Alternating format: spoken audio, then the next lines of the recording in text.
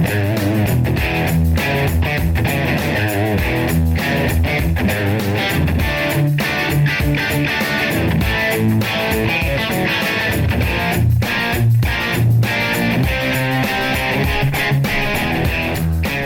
right, welcome back. I'm Joe, he's Nick, and this is the Nick and Joe Show that you are listening to you on the Think Radio Broadcast Network, as well as whatever other radio stations you happen to be listening to us on as well. A little bit of housekeeping. If you want to join into our live chat, participating in our show live, unfortunately, at the moment, the only way you can do that is if you're listening to us online, which you can do at thenickandjoeshow.com. And if you are listening online, you can participate in our chat room by clicking on the comment or chat bubble in the player in your browser. And if you have never registered, you may have to register. If you are registered, you may have to log in.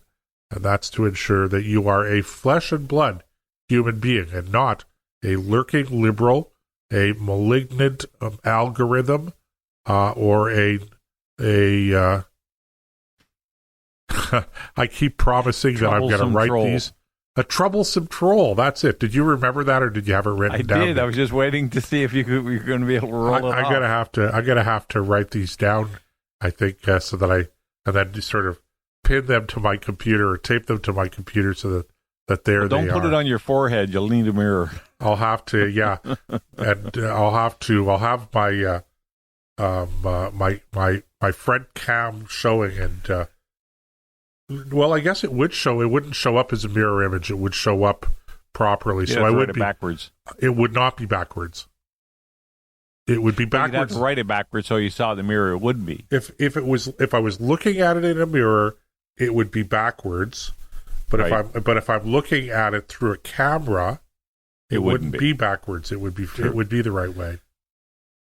That's why they write the word ambulance on the front of the ambulance. They write it backwards, so you see it in the mirror. It says ambulance, and not Blanca. So that's right. In case you've forgotten what all of those flashing lights and sirens coming up behind you, and you don't recognize the vehicle, with the two guys in there going, "Get out of the way!" And it's funny, right? It's coming and speeding up behind you. You know it, you hear it, you see all the flashing lights and everything. But I'm going to wait until it's close enough and comes to a stop behind me so that I can read the words ambulance in my rearview mirror. Yeah. That's one of those, that's one of those government sort of somebody, again, it's totally harmless, doesn't cost anything. Come up with that. But you think, okay, whoever came up with that. You realize that's for when the space alien invasion takes place. The aliens will know to move over when they see an ambulance because they won't recognize it, but they'll know how to read English. Maybe. Hey, so listen, that's a really interesting topic right there, is UFOs and aliens and that, because that's kind of become a bit of an issue lately with the armed forces, the Defense Department down in the United States releasing so many files on the subject, and lately, film and things like that. So, we should dedicate at least an hour to one of our shows in the future just to UFOs and that. And of course, it's too bad Art Bell isn't around anymore. We could have invited him on the show. He was a classic. The funniest thing, I used to listen when I was driving truck. I used to listen to his show when I was up that time of the night, and I was sitting in Wilkes-Barre, Pennsylvania, filling up my logbook, and he came on the air and he said, "You are not going to believe what I just did." And I'm looking, why does he sound funny? And he said, "I was gluing my CD rack together, and I touched my lips with my fingers, oh dear, and now my lips are glued together." He physically had to rip his lips apart. Oh my God, I was howling. He was absolutely hilarious. Anyway, that being said, Art Bell, he was a legend in his own mind, that's for sure. It's funny because there are the two. There's a lot of imitators out there who've done very well. But the two radio talk show people, the two pioneers, the two people who plowed the road for everyone else, Rush Limbaugh and Art Bell. Yep. And Art Bell does not get anywhere near the recognition that he deserves. You know, it's funny. There's one other that I would throw into that category, and that is Wolfman Jack. Wolfman Jack, yeah. But was Wolfman Jack, did he do talk radio at all? No, he was a disc DJ. But he had such a flair and such a style that he became his own larger-than-life character. Right. Which is why I would include him. Yeah, okay, that's fair enough. But he used to howl like a wolf on the air and all. Well, he had the voice. He had the voice for it. You know, when you heard Wolfman Jack, you didn't have to hear what his name was or his radio name was. You heard his voice and you thought, man, that guy sounds like some sort of a wolf man. Yep, that's you knew who it was. That's for sure. Yeah, there's a Don Williams song that mentions him, and the song's called "What Do You Do with Good Old Boys Like Me?" and he talks about Wolfman Jack in that song. Right. Yeah. Anyway, that's besides the point. So this Sunday, Nick, was the anniversary of D-Day.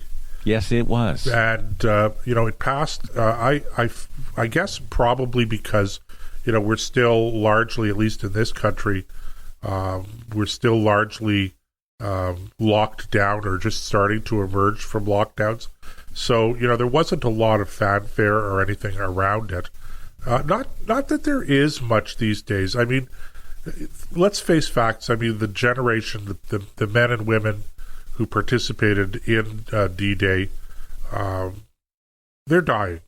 Yeah, the bulk of them have passed on. It's as sad as that is. It is sad, but that's the reality. I mean, time marches on.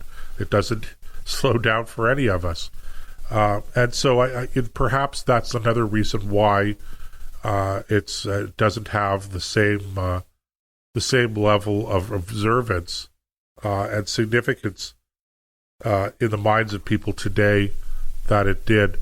But it did pass, and unfortunately, I noticed that the news reports in the United States were that the president didn't mention D-Day at all on D-Day, the anniversary of D-Day, which was a little surprising. Our Prime Minister, of course, did make reference to D-Day recently during a speech, but the context, I think, was a little, shall we say, bizarre, and I would even say highly inappropriate. I was thoroughly enraged when I read it because, look, the issues he brings up in this document are legitimate issues. Well, some of them are. The question is definition. Who gets to define things like unacceptable conduct, right? What's a toxic culture? And you know what? As I was reading this paragraph, I'll share with the listeners in a second here, I'm thinking, is he talking to the military and the people in general, or is he talking to his own cabinet? I'll let you decide. But here's what the part of what he had to say that drove me, oh man, talk about blood boiling and steam coming out my ears. And I quote, "On this day, we are also mindful that we must improve the culture and working conditions for our military. Our government is working hard to help achieve long overdue culture change in the Canadian Armed Forces through measures to eliminate unacceptable conduct, toxic culture, discrimination, violence, and harassment." That's what I mean. He sounds like he's talking about his own cabinet. "Since 2015, we've taken important steps to do this, including introducing clear policies around hateful conduct, as well as the establishment of the Sexual Misconduct Response Center, but there's still much more work to do." Okay, so was he talking about the military or the cabinet? I'll let you decide. But the part about this is about D-Day. This isn't about these other ancillary issues. This is about one of the greatest military achievements in Canadian military history. We were we had the second hardest beach to take. We were the furthest inland on D-Day. We were 22 miles inland by the time the sun set on June 6th. We were the furthest, and the only reason we stopped was so that we didn't expose ourselves to being flanked by the Germans, because our buddies on the right and left were too far away to cover those flanks. So we had to stop advancing. On top of that, take a breath. I'm telling you. Take a breath. I just find it so insulting that he would do this. Massage your temples, Nick. Oh, buddy, I'm telling you. But let me share with you a couple of stories about the kind of people that stormed that beach that day. The first one is about somebody whose name I forget now, because I wrote the story several years ago. But he was a medic with a Western Canadian regiment. I want to say the Winnipeg Rifles. I may be right, I may be wrong, I don't remember. But Private William, I believe his name was Private William Boxall, Boxall, was a medic. And on D-Day, he went ashore with the troops, and he was killed on June 12th, 6 days later, so D-Day plus 6. When they discovered his body, he had been out, up until then, he had been out dealing with the wounded. And, in the midst of all this enemy fire, he's out there, and he'd go to somebody who's been shot, and he'd try to get him back to the aid station. He was doing his job. He was doing what he was supposed to do. Was he a medic? Yeah, he was a medic. Okay. So he's not even shooting back. He's just out there, the Red Cross on the helmet, the whole 9 yards, right? And he's out there doing what he can for those he can help. And if he can get somebody back to an aid station, great. During the course of those 6 days, he was shot 5 times and didn't die. He dressed his own wounds. He never complained. He never went for medical aid himself, and he never told anyone until the 6th day when they finally got him. So when they recovered his body, they found, multiple gunshot wounds. He'd been hit and injured over those 5 days 5 or 6 times. So that's a little bit about the character of the people that we took ashore that day. Now, you can contrast that to today's culture. Can you imagine somebody like, there is always a warrior class in every culture, and I'm not going to say that our youth wouldn't be able to do that. We've demonstrated that's not true in Afghanistan and a bunch of other places. But the society at large, could it deal with it? I don't know. Now, here's another guy that everybody should know, and if they don't know, they haven't been watching much Star Trek. The guy's name is James Doohan, who played Scotty on the USS Enterprise in the original manifestation of the show, and then in some of the other follow-on movies. James Doohan landed on Juno Beach on D-Day, and he was a lieutenant in the artillery, I think.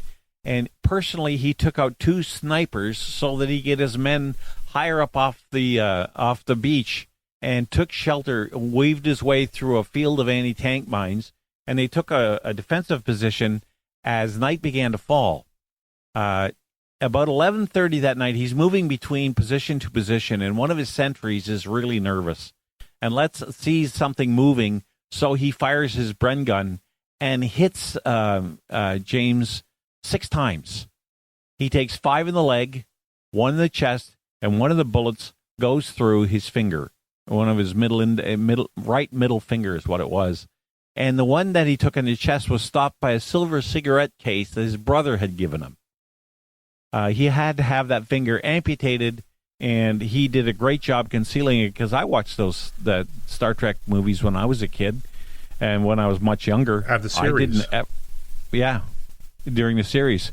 And I don't ever remember noticing that Scotty was missing a finger. So he did a good job of concealing it. But these are the kind of people. And the stories are legion. Like, there's one story, D-Day plus 1. They'd liberated Benny-sur-Mer, which was an German. It was an airfield, and the Germans took it over when they took over France in 1940, and the Allies took it back after D-Day. And the town Benny-sur-Mer is